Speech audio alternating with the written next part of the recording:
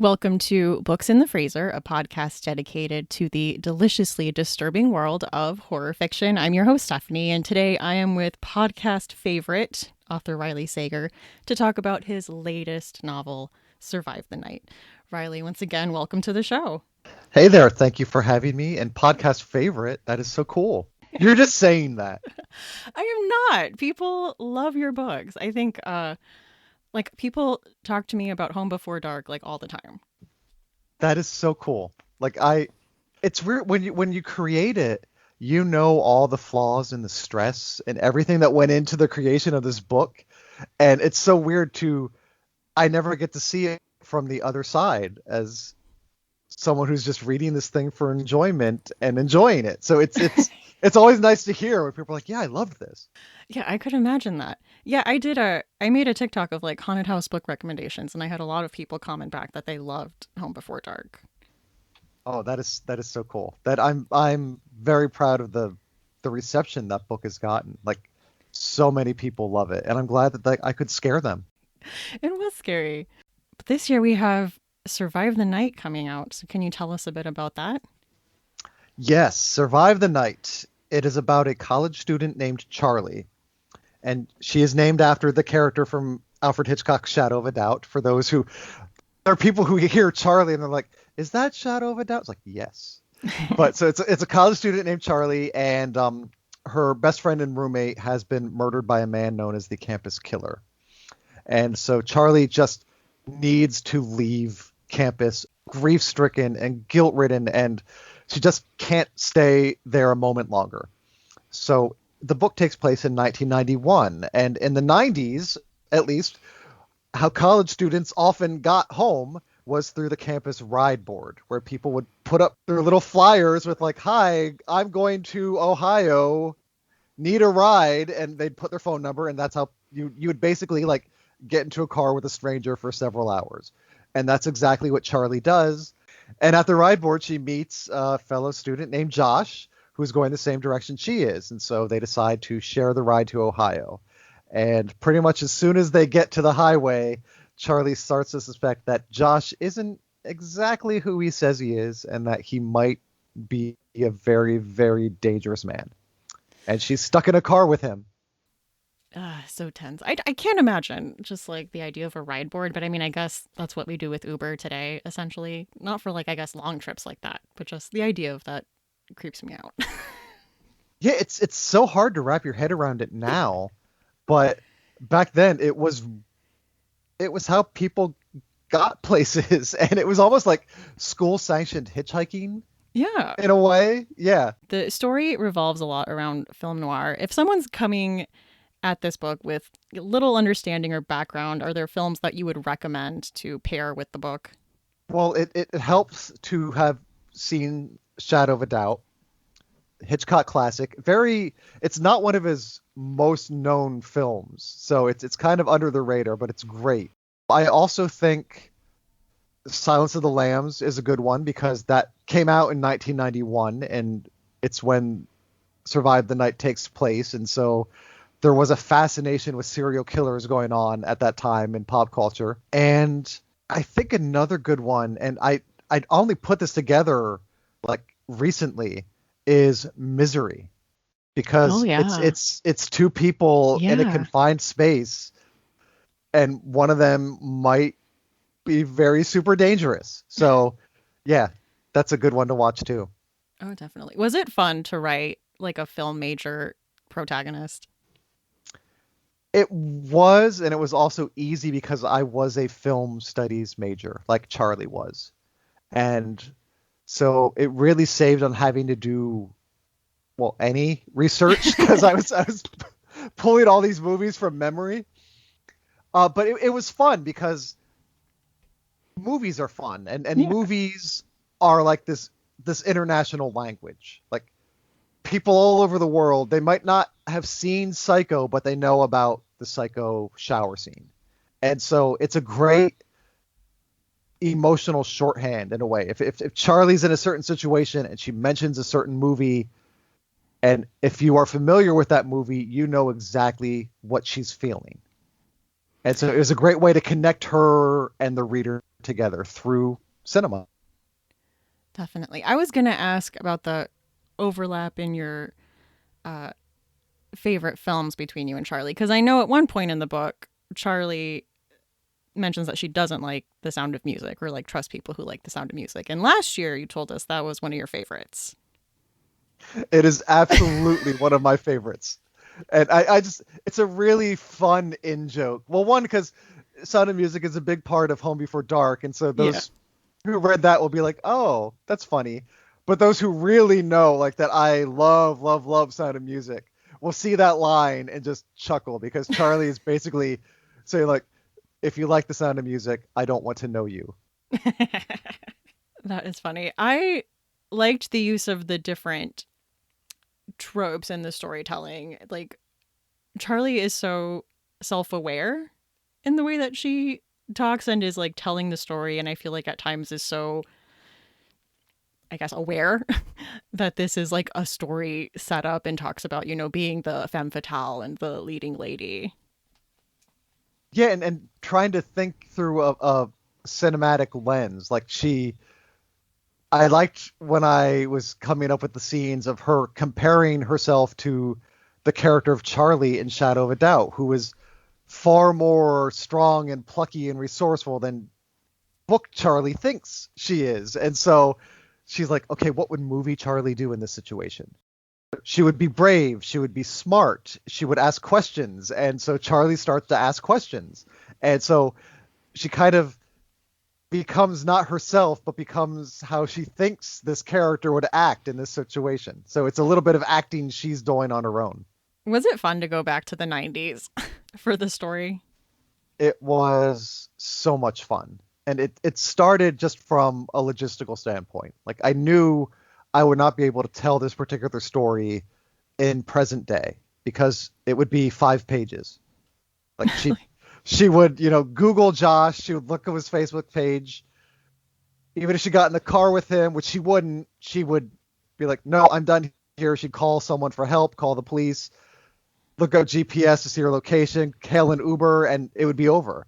And so I knew, like, I needed to strip the story of modern technology, where you're at the mercy of payphones and road maps and strangers. And so that was why I went back to the 90s. And it's fun to talk about the movies and the music and the clothes that were going on back then.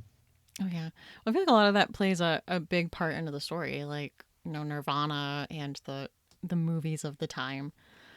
So did you ever find yourself having to like look up, like, wait, oh no, I can't mention that because that hadn't come out yet? No, because I was a senior in high school in November of 1991. So it's a time and place you knew very well. You remember that perfectly. And so every movie, every song, it was like, it's November 19th, 1991. And I knew, so, okay, Sons of the Land's been out, Thelma and Louise has been, Beauty and the Beast has not come out yet. So she can't mention that because she hasn't seen it. So, like, I just, that was all stored in my brain from, like, my high school years. This episode is brought to you by Libro FM.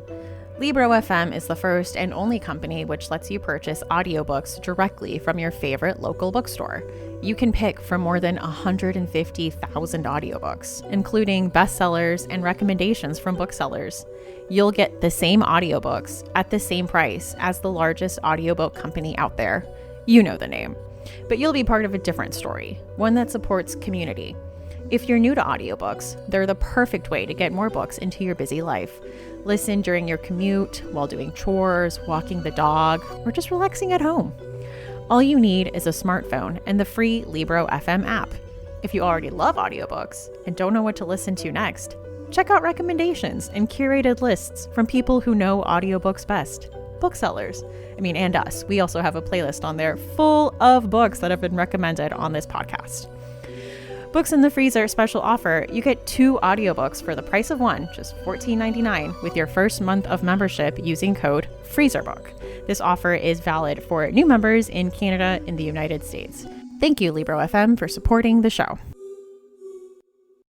Awesome. I wanted to ask about the writing process for this, because compared to Home Before Dark, this is very different. This is, a compact setting with 2 characters. taking place over one night. So how different was that writing process to writing, like the book within a book? I knew I needed something different and something more narratively simple. It's a surprisingly complex book, but I wanted to just break it down to bare bones. And you can't get much more bare bones than two people in a car playing Hmm. mind games. And so it was a conscious effort to go in the complete opposite direction that Home Before Dark took. And so I really responded to the idea of, yeah, let's see what happens with these two people in this car and how long I can keep them in the car and still keep the tension high and the suspense up and really just have fun with it. And say, is it like difficult in a different type of way, I guess, to keep it all compact like that? It was difficult because I purposely constrained myself, and so Hmm. you don't have bring in suspense and scares in a different way than you might normally do. And so there was a little bit of, okay, what can I do here to like how is she going to like try to hail for help when they're speeding down the highway and just like Yeah. coming up with ways like, and I knew that there was the potential for like really tense claustrophobic suspense, and I just had to really dig deep and figure out how do I accomplish that. And so I hope I did. I think you did. Well, thank you. I think I did too. Yeah. So when do you decide on the twist? Very early on in the process, it usually starts off with, okay, idea, what main character would work with this idea, and then where is it going to go? And so I pretty much always, with maybe one or two exceptions, know exactly where we're going to end up. And so I knew the twist ahead of time. With this book, I didn't know how we were going to get there. So that for me was the journey, so to speak, where like, okay, I know we are going to end up here. Now let's see which road we're going to take. That's interesting because I feel like you are so good at red herrings, like we were talking before we recorded, and I feel like every time I read a Riley Sager book, I'm like, I'm gonna figure out what's going on this time. I'm gonna be ahead of this story, and I always fall for the red herrings, like without fail, every single time. And I don't know if it's because like I hate writing the red herrings because I know mentally that it's not important to the plot. And so like so it's a hurdle that I have to get over. It's like, okay, the reader does not know that this is not important, so you have to give it your all. Yeah. And I think it ends up working out for the best because I work extra hard at them now. So they don't come off as red herrings. So it's a weird mental gymnastics I have to go through to like get a book finished sometimes. That's funny. I had a few questions from Patreon supporters. Uh, Danielle wants to know, what is your favorite horror book? Ooh, that is a good question. I'm not sure if it qualifies as horror. Um, Red Dragon is a hell of a book. It's so scary. It's so riveting, and I haven't read it in a long time, and I kind of am afraid to reread it again because it just so terrifying. So I guess it would be Red Dragon by Thomas Harris. All right. I haven't read that, but I've seen, doesn't that one have like two movie adaptations? It does, and the book is just so much better. Really? Okay. I will have to check that out then. And she also wanted to know if you have a go to movie recommendation, a horror movie recommendation. Ooh, that's a good one too. I mean, what I recommend everyone has probably already seen. If you haven't seen it, um, Vast of Night on Amazon Prime is really good. The 1950s like sci-fi thing, and I just really dug that movie. But you cannot go wrong with It Follows or or Scream. So yeah, I'm kind of basic in my horror movie recommendations sometimes. Yeah, they're classics for a reason. And Jocelyn wanted to know what drew you to writing thrillers. I think it was just the things that I kind of would start reading and enjoying when I was young. I went straight from Judy Blume and Charlie and the Chocolate Factory into more adult mysterious fiction like Agatha Christie. I was reading in the 6th grade, and it all went over my head, but I loved it anyway. And so, and then there were none, which I think it might be like the first psychological thriller, really. And then just getting into Stephen King, like I went through like a huge Dean Koontz phase. Midnight, so good. I love that book. I think after just reading all of these things that I thought it might be cool to try to create them myself. Yeah, it's well, I think if you ask most writers like why they write, you'll get a similar answer like, I don't know. I just always have, and so we tried it and it sort of worked, and it just so yeah, I can't pinpoint an exact moment where I was like, yeah, I want to do this. It was a gradual awakening, I guess. So, what was your first King book? My first one was actually not the best one to start with. It was Eyes of the Dragon. Oh, okay. Yeah, which is so random, and I didn't really like it. And I'm like, hey, I thought Stephen King was supposed to be scary. This isn't scary. This is just some medieval stuff and blah. And so I was kind of let down by it. And then the next one I read was Misery. Okay. And so then I was hooked. Then I was like, oh yeah, now I get it. Oh man. Stephen King books were like not allowed for me growing up, so I definitely like hyped them up and like super like mythologized them. And I think the first one I ended up reading was It, which I think is a good one to start with, but it was like one of those things where it's like, oh no, you can't read those. Because I really scared myself at a young age when like I to this day I still haven't finished The Shining because The Shining scared me so much when I think I was like 13 when I read it or tried to read it. I think it is one of his scarier ones. Yeah, there were moments where it's the guy, is it the bear costume like in the hallway? Yeah.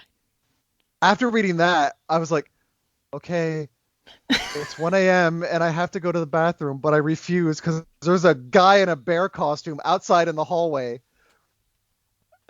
You have to turn like all the lights on in the house to do like everything. Yes. So that one, and I remember reading Pet Sematary the very first weekend my parents decided I was old enough to be there alone.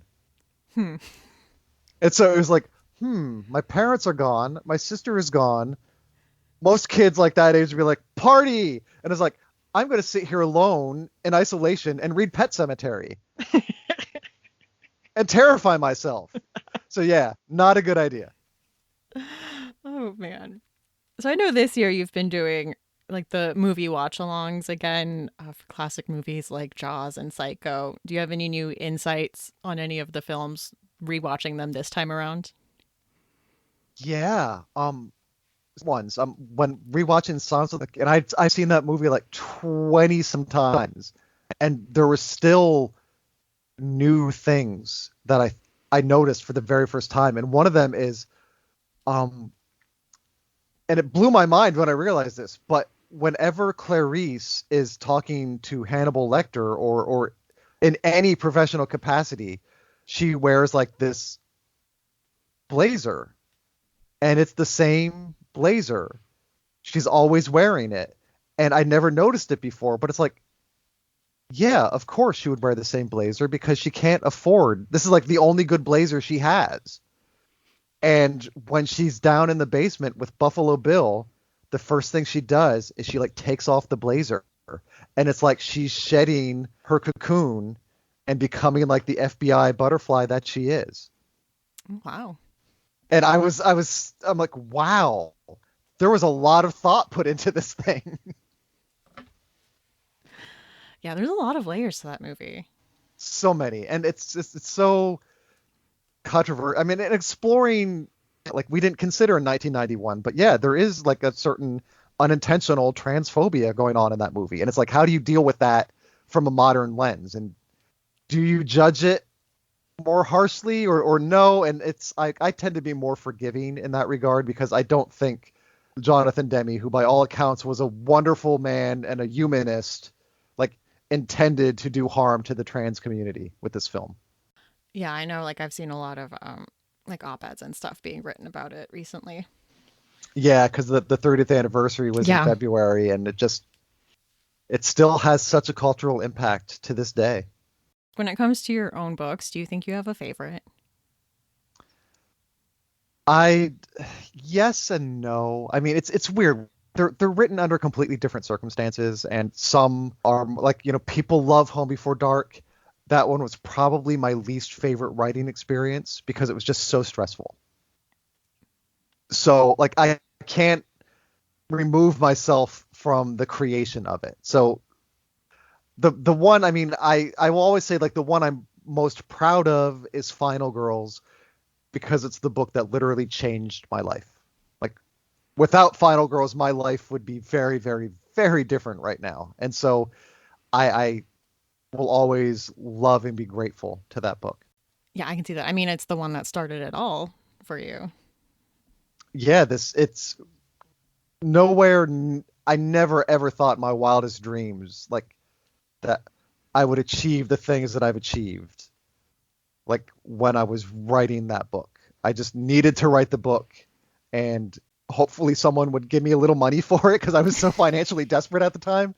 And so like that was really the main goal. Like I just need to get this book out of my system and hopefully get some money to tide me over until I get like a real job. And yeah, now this is my real job, and it's crazy. That is so awesome, though. It is, and it's so like I love that story. And like whenever I tell the story of like, yeah, I was laid off and I couldn't get another job and everything was awful, and so I wrote a book, and the book changed my life. And it's almost like this fairy tale in a way, and it kind of happened to me. So it's amazing. That is. So one tradition that we have on the podcast is to ask guests for a chilling obsession or something that you're enjoying in the horror genre, like a movie, show, podcast. I mean, it can be anything. Oh, this is a tough one because I have been avoiding scary stuff like crazy lately. I We can expand the meaning of horror. During the pandemic, I just kind of went all in on like I was all about Ted Lasso and Never Have I Ever on Netflix I love and that things one. like that. It's so good. New season coming out soon. Yes, yes. And so like I really have been avoiding scary things. Um, I honestly forget the last scary movie I watched, which is just shameful. I know. Can I tell you something that scares me? Will that Sure. work? Oh gosh, the Mothman. Oh yeah, like the legend, like the urban legend cryptid Mothman. Yes, the Mothman just for some reason him, especially when he's tied in with Indrid Cold, really just I don't know what it is about all of that. It just terrifies me to my core and I don't understand it, but it's like this gut level unease anytime like the Mothman comes up. And he's on all these shows. Like I'm a big fan of Discovery Plus and like Mysteries at the Museum and all these kinds of shows, and invariably they'll be like, "Oh, and here's the Mothman." It's like, "No." Surprise. Yeah. Why didn't you warn me? It's funny. I watched the Richard Gere movie like a few months ago for the first time, and I was like, "Oh yeah, this was like a big thing." It's a really good movie.